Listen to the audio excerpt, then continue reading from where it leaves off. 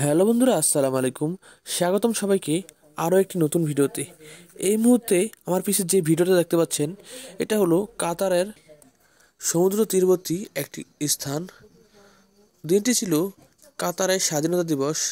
এই দিনটি উপলক্ষে কাতারে বিভিন্ন উৎসব অনুষ্ঠান হয়ে থাকে।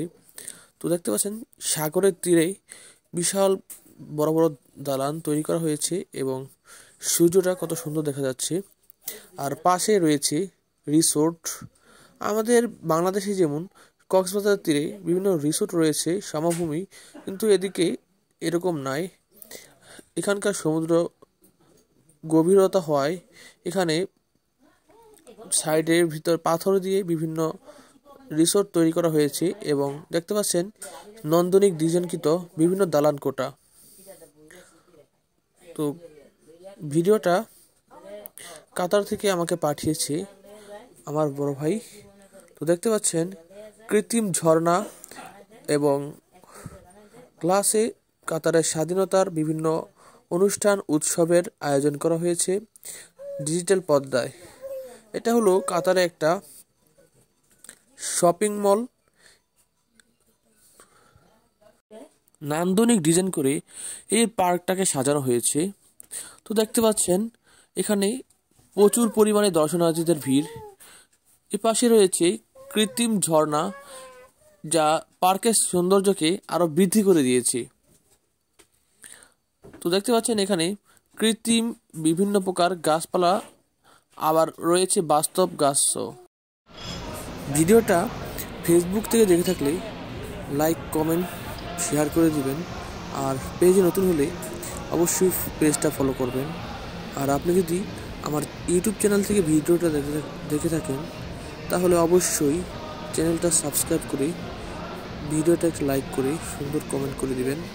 এরকম আরও নিত্য নতুন ভিডিও পেতে অবশ্যই নোটিফিকেশনটা অন করে দিবেন। তো আপনাদেরকে নিত্য নতুন ভিডিও দেওয়ার চেষ্টা করব। দেখতে পাচ্ছেন এখন সন্ধ্যা হয়ে গেছে, ঘনিয়ে আসছে। কাতারের সূর্য অস্ত। আমাদের বাংলাদেশ থেকে কাতার অনেক উঁচু হওয়ায় এখানকার তাপমাত্রা অনেক বেশি এবং সূর্য এখান থেকে খুব কাছে।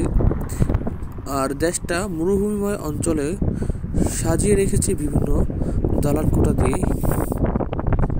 দেখতে পাচ্ছেন সূর্য ডুবার মতো অবস্থা। আর কাতারের পরিবেশ কত চমৎকার। তো একটা বিষয় খুব ভালো লেগেছে, দুবরার ভিতরে দেখতে পেলাম এক লোক নামাজ পড়ছে। বিষয়টা খুবই ভালো। তো দেখতে পাচ্ছেন সন্ধ্যা ঘনিয়ে আসছে, পুরো আকাশটা লাল হয়ে গেছে। তো স্বাধীনতার সূর্য যেন কাতারের আকাশেই ফুটে উঠেছে।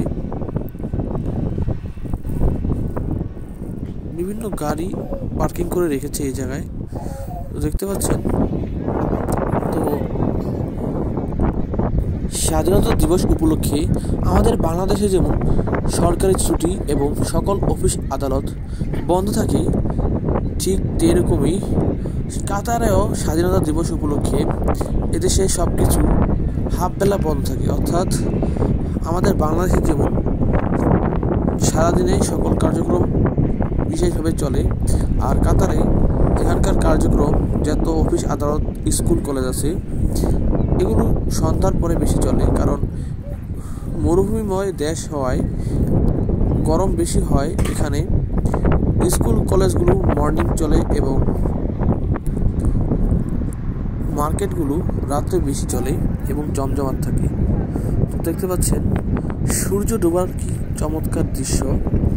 আপনি কাতারের সমুদ্র সৈকতে গেলে আরও উপভোগ করতে পারবেন। তো এটা হলো একটা পার্কিং জোন। আর এখানে দেখতে পাচ্ছেন বিভিন্ন প্রকার গাড়িকে পার্কিং করে রেখেছে এবং লাইটগুলো দেখতে চমৎকার। এগুলো সন্ধ্যার পরে জ্বলে, ঝাড়বাতিগুলো দিয়ে সাজিয়ে রেখেছে।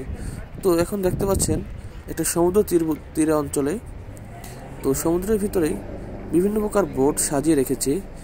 এই বোট দিয়ে আপনি চাইলেই ঘুরে আসতে পারেন।